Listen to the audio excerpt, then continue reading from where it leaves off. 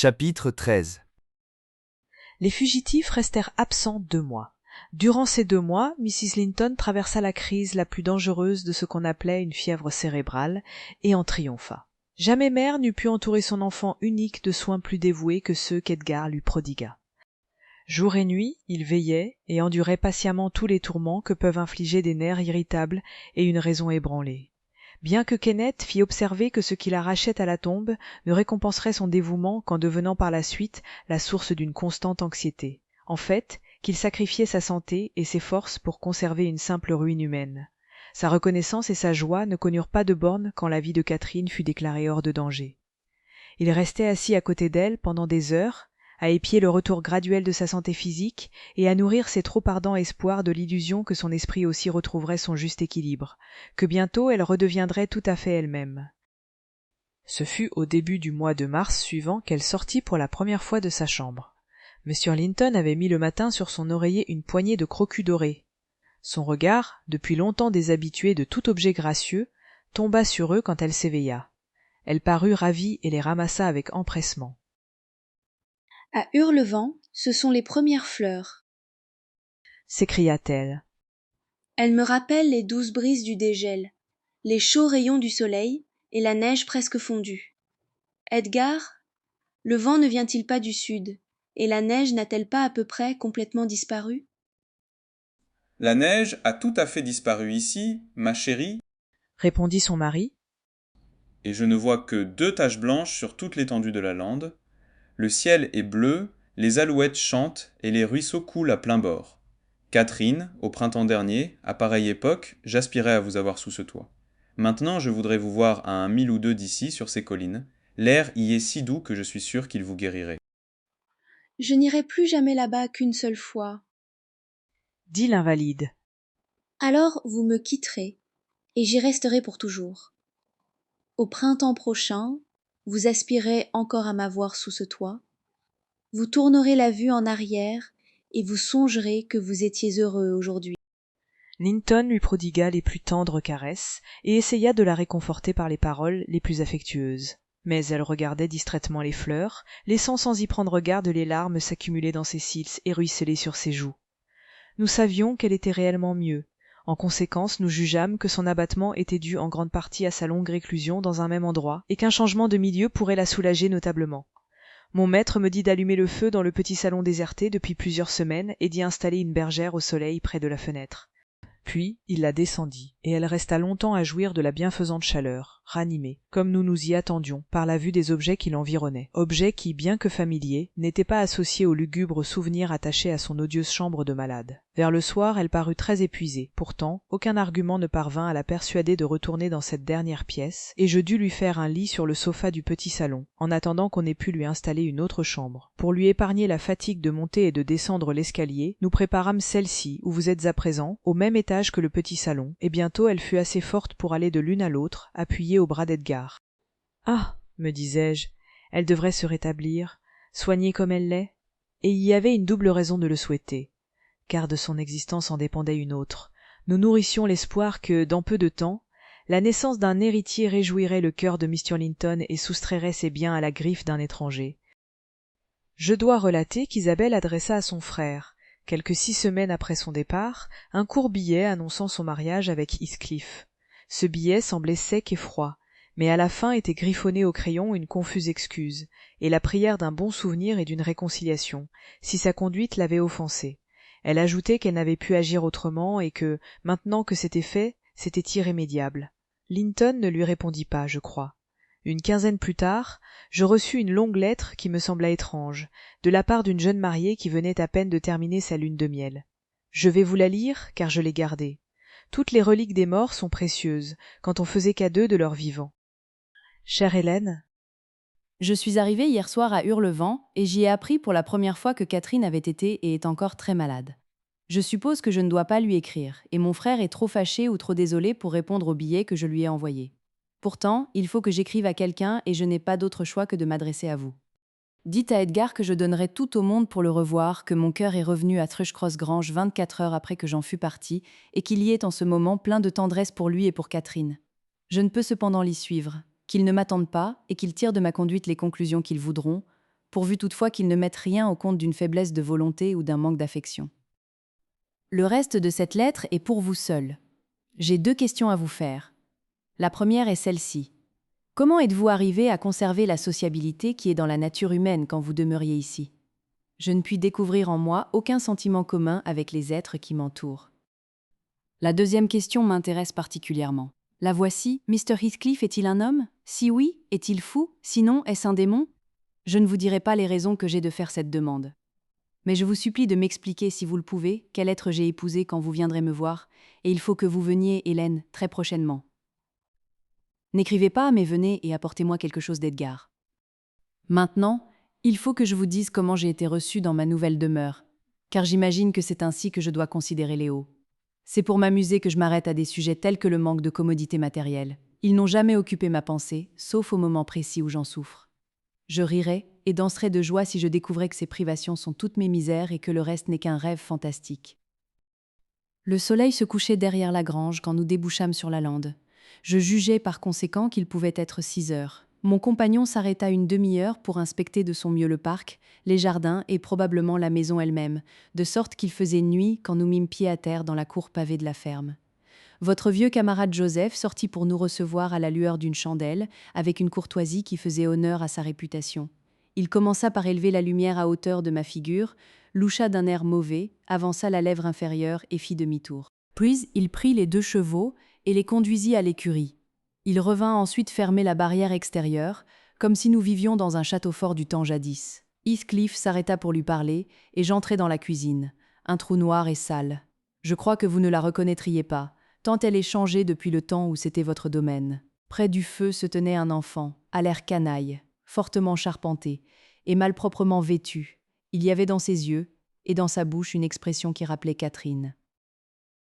C'est le neveu par alliance d'Edgar. Me dis-je. Le mien en quelque sorte. Il faut que je lui donne la main. Et, oui, il faut que je l'embrasse. Il est bien d'établir la bonne entente dès le début. Je m'approchai et, essayant de prendre sa grosse patte, je lui dis « Comment vas-tu, mon chéri ?» Il me répondit dans un jargon que je ne comprenais pas. Je fis une nouvelle tentative pour poursuivre la conversation. « Serrons-nous amis, toi et moi, arrêtons ?» Un juron et une menace de lâcher Trottler sur moi si je ne décampais, pas furent le seul fruit de ma persévérance. Eh, trottelé, mon gaillard. Murmura le petit drôle en faisant sortir du repère qu'il occupait dans un coin un bulldog à demi sauvage. Maintenant, veux-tu t'en aller? Me demanda-t-il avec autorité. Le souci de ma sécurité m'obligea d'obéir. Je repassai le seuil pour attendre l'entrée des autres. Mr. Heathcliff était toujours invisible. Joseph, que je suivis à l'écurie et que je priai de m'accompagner dans la maison, me regarda d'un air stupide, marmotta entre ses dents, tordit son nez et répondit. « Doucement, doucement, doucement. Jamais chrétien a-t-il entendu quelque chose pareil. Vous mangez vos mots, vous les avalez. Comment que je pourrions deviner que vous dites? » Je dis que je désire que vous veniez avec moi dans la maison. Criai-je, croyant qu'il était sourd et néanmoins très dégoûté de sa grossièreté. Que nenni, j'en quelque chose d'autre à faire? Répliqua-t-il. Et il continua son ouvrage, sans cesser de remuer ses joues creuses, en examinant avec un mépris suprême mon costume et ma mine, l'un beaucoup trop élégant, mais l'autre, j'en suis sûre, triste à souhait. Je fis le tour de la cour, franchis une petite barrière et arrivai à une autre porte où je pris la liberté de frapper, dans l'espoir que quelques domestiques un peu plus polis se montreraient. Au bout d'un moment, la porte fut ouverte par un homme de haute taille, maigre, sans cravate et d'ailleurs extrêmement mal tenu. Ses traits étaient noyés dans une masse de cheveux hirsutes qui lui pendaient sur les épaules. Et ses yeux, eux aussi, ressemblaient à ceux du fantôme de Catherine, dont toute la beauté serait anéantie. « Que faites-vous ici » demanda-t-il d'un ton farouche. « Qui êtes-vous » Mon nom était Isabelle Linton, répondis-je. Vous m'avez déjà vu, monsieur. J'ai épousé récemment Mr. Heathcliff et il m'a amené ici, avec votre agrément, je suppose. Il est revenu, alors ? Interrogea l'ermite en lançant des regards de loup affamé. Oui, nous venons d'arriver, mais il m'a laissé à la porte de la cuisine. Quand j'ai voulu entrer, votre petit garçon s'est mis à faire la sentinelle en faction, et avec l'aide d'un bulldog, m'a fait reculer tout effrayé. Le damné coquin a bien fait de tenir sa parole. grommela mon futur hôte en scrutant les ténèbres derrière moi pour y découvrir Heathcliff. Puis il se livra à un soliloque d'imprécations et de menaces sur ce qu'il aurait fait, si le démon l'avait trompé. Je me repentais d'avoir essayé cette seconde entrée et j'avais envie de m'échapper avant qu'il eût terminé ses malédictions. Mais je n'avais pas encore pu mettre ce projet à exécution qu'il m'ordonna d'entrer, ferma et reverrouilla la porte. Il y avait un grand feu, et c'était la seule lumière dans la vaste pièce dont le sol avait pris une teinte uniformément grise. Les plats d'étain autrefois si brillants, qui attiraient mon regard quand j'étais petite fille, avaient la même nuance sombre due à la saleté et à la poussière. Je demandai si je pouvais appeler la servante et me faire conduire à une chambre à coucher. Mr. Earnshaw ne daigna pas me répondre. Il arpentait la salle, les mains dans les poches, paraissant avoir tout à fait oublié ma présence. Je le voyais si profondément absorbé et son aspect général était empreint d'une telle misanthropie que je n'osais le déranger en renouvelant ma question. Vous ne serez pas surprise, Hélène, que je me sois sentie particulièrement abattue, assise à ce foyer inhospitalier, dans une compagnie pire que la solitude et songeant qu'à 4000 de là était ma charmante demeure, où se trouvaient les seuls êtres que j'aime sur la terre. L'Atlantique ne nous aurait pas mieux séparés que ces 4000. Je ne pouvais les franchir. Je me demandais vers qui me tourner pour trouver un réconfort. Puis, ayez soin de n'en rien dire à Edgar ni à Catherine. Un autre chagrin dominait toutes mes peines du moment, le désespoir de ne trouver personne qui pût ou voulût être mon allié contre Heathcliff. J'avais cherché presque avec joie un refuge à Hurlevent, parce que ainsi j'étais dispensée de vivre seule avec lui. Mais il connaissait les gens chez qui nous venions, et ne craignait pas leur intervention. Je restai longtemps assise à méditer tristement. L'horloge sonna 8 heures, puis 9 heures. Mon compagnon continuait à marcher de long en large, la tête inclinée sur la poitrine, dans le plus complet mutisme, sauf les grognements ou les violentes exclamations qui s'échappaient de temps à autre de ses lèvres. J'écoutais dans l'espoir de découvrir une voix de femme dans la maison et me laissais assaillir, en attendant, par de cruels regrets et de lugubres prévisions qui, à la fin, m'arrachèrent des soupirs et des pleurs que je ne pus réprimer. Je ne m'aperçus que ma douleur était si manifeste que quand Earnshaw, dans sa lente promenade, s'arrêta en face de moi et me jeta un regard de surprise. Profitant de l'attention qu'il m'accordait à nouveau, je m'écriai. « Je suis fatiguée de mon voyage et voudrais aller me coucher. Où est la servante ? Conduisez-moi à elle, puisqu'elle ne vient pas. » Il n'y en a pas. Il faudra que vous fassiez votre service vous-même. Où dois-je coucher alors ? Sanglotai-je ? J'avais perdu tout amour-propre, accablé que j'étais de fatigue et de misère. Joseph vous montrera la chambre de Heathcliff. Ouvrez cette porte, il est là. J'allais obéir, mais il m'arrêta tout à coup et ajouta sur le ton le plus singulier. Ayez l'obligeance de tourner votre clé et de tirer votre verrou, n'y manquez pas. Bien, dis-je. Mais pourquoi, Mr. Earnshaw ?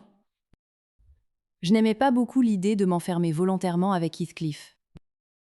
Regardez, Répondit-il en tirant de son gilet un pistolet de fabrication curieuse, avec un couteau à ressort à 2 tranchants fixés au canon.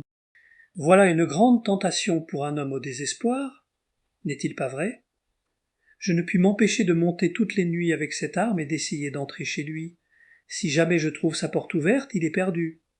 Je n'y manque pas une fois, même si une minute avant je me suis remémoré 1000 raisons qui devraient me retenir. Il faut que ce soit quelque démon qui me pousse à déjouer mes propres desseins en le tuant. Combattez ce démon pour l'amour de lui aussi longtemps que vous pourrez. Quand l'heure sera venue, tous les anges du ciel ne le sauveraient pas. Je considérai l'arme avec attention. Une idée affreuse me frappa. Quelle ne serait pas ma puissance si je possédais un semblable instrument ? Je le lui pris des mains et touchai la lame. Il parut surpris de l'expression qui passa sur mon visage pendant une brève seconde. Ce n'était pas de l'horreur, c'était de la convoitise.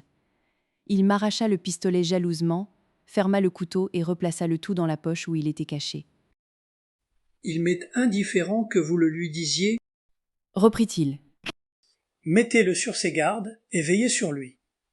Je vois que vous savez en quels termes nous sommes. Le danger qu'il court ne vous étonne pas. » Que vous a fait Heathcliff ? Demandai-je. Quel tort a-t-il eu envers vous, qui justifie cette haine effrayante ? Ne serait-il pas plus sage de le prier de quitter la maison ? Non, Tonna Earnshaw. s'il fait mine de partir, c'est un homme mort. Persuadez-le d'essayer et vous commettrez un meurtre. Faut-il que je perde tout sans aucune chance de rien regagner ?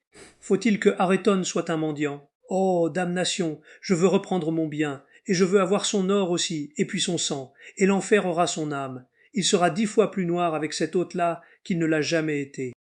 Vous m'avez mise au courant, Hélène, des manières de votre ancien maître. Il est évidemment au bord de la folie, du moins y était-il la nuit dernière. Je frissonnais de me sentir près de lui, et je pensais qu'en comparaison la grossièreté morose du domestique était agréable. Il reprit sa marche pensive, je soulevai le loquet et m'échappai dans la cuisine. Joseph était penché sur le feu, surveillant une grande marmite qui se balançait au-dessus de l'âtre. Un bol de bois plein de gros d'avoine était posé sur le banc à côté. Le contenu de la marmite commençait à bouillir et Joseph se tourna pour plonger la main dans le bol. Je conjecturais que ces préparatifs devaient être destinés à notre souper, et comme j'avais faim, je décidai qu'il fallait que le plat fût mangeable. Aussitôt, criant sur un ton aigu, « Je vais faire le porridge », je plaçai le récipient hors de son atteinte, et tout en retirant mon chapeau et mon amazone, je poursuivis. « Mr. Earnshaw m'a annoncé que j'aurais à me servir moi-même. Je vais m'y mettre. Je n'ai pas l'intention de faire la dame parmi vous, car je craindrais de mourir de faim. » « Bon Dieu !» murmura-t-il en s'asseyant et en passant la main sur ses bas à côte depuis le genou jusqu'à la cheville. « S'il faut que je recevons de nouveaux ordres. Juste quand c'est que je viens de m'habituer à 2 mètres, s'il faut que j'ayons une maîtresse sur le dos. Il est grand temps que disparaissions. Je ne pensions point voir jamais le jour qu'il me faudrait quitter la vieille maison. Mais j'ai croyons qu'il est bien proche. » Je ne pris pas garde à ces lamentations. Je me mis vivement à l'œuvre, en soupirant au souvenir de l'époque où tout cela n'aurait été qu'une joyeuse plaisanterie. Mais je fus bien vite forcé de chasser cette réminiscence. L'image de mon bonheur passé me torturait, et plus je redoutais d'en évoquer l'apparition, plus vite tournait la spatule et plus vite les poignées de farine tombaient dans l'eau. Joseph contemplait ma manière de faire la cuisine avec une indignation croissante. « V'là !» s'écria-t-il. « Areton, t'auras point de porridge ce soir. Ce neuséron ranque et des boulettes aussi grosses que mon poing. C'est ça, je jetterions dedans le bol et tout le reste, si j'étions que de vous. Allons tirer l'écume, et ça y sera. Pan, pan. C'est une bénédiction que le fond y soit point crevé. » C'était certainement un mets assez grossier. Je l'avoue, quand il fut versé dans les assiettes. Il y en avait 4 préparés, et l'on avait rapporté de la laiterie un pot de lait frais, dont Areton se saisit. Il se mit à boire en répandant la moitié. Je protestai et voulus qu'il versât son lait dans sa tasse. Je déclarai que je ne pourrais pas goûter à un liquide aussi malproprement manipulé. Le vieux cynique jugea bon de se montrer très scandalisé de ce raffinement. Il m'assura à plusieurs reprises que les gamins y me valaient bien, et qu'il était aussi sain comme moi, s'étonnant que je pusse être si infatué de ma personne. Pendant ce temps, le jeune vaurien continuait de téter et me regardait d'un air de défi tout en bavant dans le pot. « Je prendrai mon souper dans une autre pièce, » déclarai-je. « N'avez-vous pas un endroit que vous appelez le petit salon ?» « Petit salon ?» répéta-t-il en ricanant. « Petit salon ? Non, nous n'avons point de petit salon. Si notre compagnie ne vous plaît point, il y a celle du maître, et si c'est que vous n'aimez point celle du maître, il y a la nôtre. » Alors je vais monter. Montrez-moi une chambre. Je mis mon assiette sur un plateau et allai moi-même chercher encore un peu de lait. Le vieux drôle se leva en grognant beaucoup et me précéda dans l'escalier. Nous montâmes jusqu'au grenier.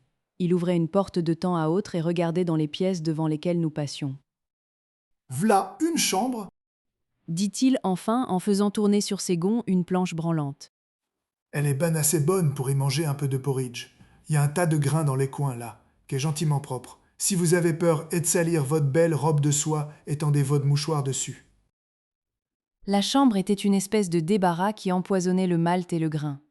Différents sacs pleins de ces denrées étaient empilés tout autour, laissant un large espace libre au milieu. « Voyons » m'écriai-je en le regardant d'un air furieux. Ce n'est pas là un endroit pour passer la nuit. Je désirais voir ma chambre à coucher. « Chambre à coucher ?» répéta-t-il sur un ton moqueur. « Vous avez vu toutes les chambres à coucher qu'il y a ici ? V'là la mienne !» Il me désigna un second galetas, qui ne différait du premier que parce que les murs y étaient plus nus et qu'il s'y trouvait un grand lit bas, sans rideau, avec un couvre-pied indigo à un bout. « Qu'ai-je à faire de la vôtre ?» répliquai-je. « Je suppose que Mr. Heathcliff ne loge pas sous les toits, n'est-ce pas ?»« Oh, c'est la chambre de Monsieur Heathcliff que vous direz ? » s'écria-t-il, comme s'il faisait une découverte. Vous pouviez donc point le dire tout dret? Je vous aurions expliqué, sans me donner tant des peines, que c'est tout justement la seule que vous ne puissiez point voir. Il la tient toujours fermée à clé et personne n'y entre jamais que lui. Voilà une jolie maison, Joseph. Ne pus-je m'empêcher d'observer. Et d'agréables habitants. Je crois que l'essence concentrée de toute la folie qu'il y a dans le monde s'est logée dans ma cervelle le jour que j'ai lié mon sort au leur. Quoi qu'il en soit, ce n'est pas la question pour le moment. Il y a d'autres chambres. Pour l'amour du ciel, dépêchez-vous et laissez-moi m'installer quelque part. Il ne répondit pas à cette adjuration. Il se borna à redescendre péniblement et d'un air bourru les degrés de bois et à s'arrêter devant une pièce qu'à la qualité supérieure de son ameublement, je jugeais devoir être la meilleure de la maison. Il y avait un tapis, un bon tapis, mais le dessin en était caché sous une couche de poussière. Une cheminée tendue de papier tailladé qui tombait en lambeaux. Un beau lit de chêne avec de grands rideaux rouges d'une étoffe d'un certain prix, de fabrication moderne, mais qui avait manifestement été mis à rude épreuve. Les bandes du haut, arrachées de leurs anneaux, pendaient en festonnant, et la tige de fer qui les supportait était courbée en arc d'un côté, laissant la draperie traîner sur le plancher. Les chaises aussi étaient endommagées, beaucoup d'entre elles sérieusement. De profondes entailles dégradaient les panneaux des murs. J'essayais de me décider à entrer dans cette pièce et à en prendre possession, quand mon imbécile de guide annonça « C'est ici la chambre du maître ». Pendant ce temps, mon souper était refroidi, mon appétit enfui et ma patience épuisée. J'insistais pour avoir sur le champ un lieu de refuge et les moyens de me reposer. « Mais où diable ?» commença le religieux vieillard. « Le Seigneur nous bénisse, le Seigneur nous pardonne. Où diable c'est-il que vous voulez aller? Vous êtes lassante à la fin des fins. Vous avez tout vu, excepté le petit bout de chambre de Harreton. Il n'y en a plus d'autres dans la maison. » J'étais si irritée que je lançai à terre mon plateau avec tout ce qui était dessus. Puis je m'assis sur le haut de l'escalier, me cachai le visage dans les mains et pleurai. « Ah! Ah! » s'écria Joseph. « Ben fait, Miss Cathy! Ben fait, Miss Cathy! Eh ben, les maîtres y va trébucher dans cette vaisselle cassée, et alors nous entendrons quelque chose, nous verrons qui se passera. Que stupide folie! Vous mériteriez d'être en pénitence jusqu'à la Noël, porter ainsi à vos pieds les précieux dons de Dieu dans vos rages insensées. Mais je me trompions fort, on vous ne montrerait point énergie là longtemps. Pensez-vous que Heathcliff y va supporter ces jolies manières? Je voudrions qu'il vous y prenne, à ce petit jeu-là. Oui, je voudrions. » Là-dessus, il redescendit à sa tanière en grognant et emporta la chandelle avec lui. Je restai dans l'obscurité. La réflexion qui succéda à ma sotte action me força de reconnaître la nécessité de faire taire mon orgueil, d'étouffer ma colère et de me hâter d'en faire disparaître les traces. Une aide inattendue se présenta tout à coup sous forme de Trottelet, que je reconnus maintenant pour le fils de notre vieux sculpteur. Il avait passé ses premiers mois à la grange et avait été donné par mon père à Mr. Hindley. Je crus qu'il me reconnut aussi.